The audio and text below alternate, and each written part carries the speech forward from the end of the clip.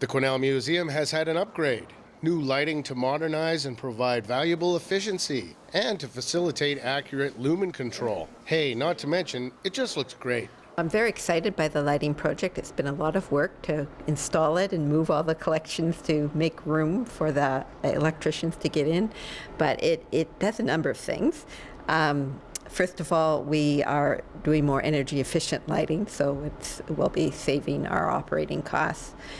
From a curatorial point of view, light levels is something that damages particularly organic materials. So we're using, many of our new lights are on a dimmer switch, so we have much greater control of the level of light that the objects are exposed to. And that will preserve their longevity.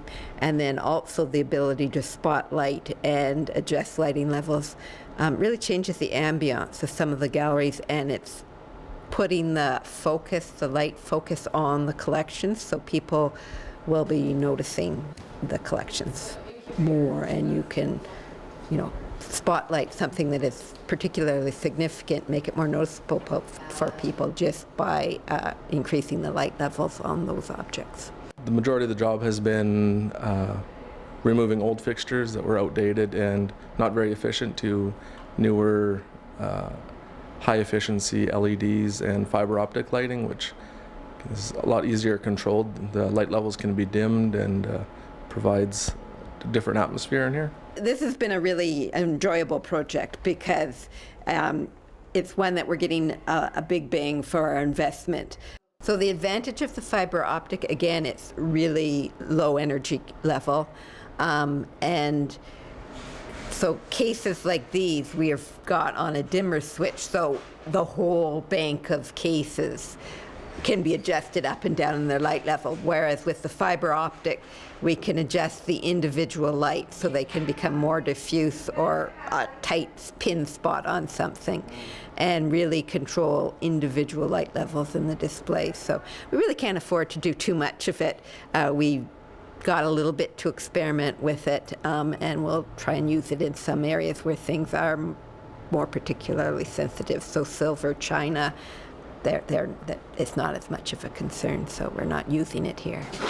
Finger in there, maybe? Then we have to pull this out. It's satisfying for me to meet standards and control the light levels, and we're able to care for things better. But it also has a huge impact on visitors' perceptions of things in the museum. As you walk through, the ambient light levels are a little lower overall, but more evenly distributed through the museum. And before, this first gallery was quite dark. And then you went into the industrial gallery, which had banks of fluorescent lights. And so it's hard for your eyes to adjust, and even more so as you age. So it will allow people to more comfortably visit the museum. And so it's sort of subconsciously, you notice a lot more as you're walking through the things that are spotlighted with light. You take them in, you notice them more, and so we're able to spotlight, Kate Cataline's saddle in the freighting exhibit. It's a key piece. It's always been there. We're not changing what we do with it really, other than making people notice it more.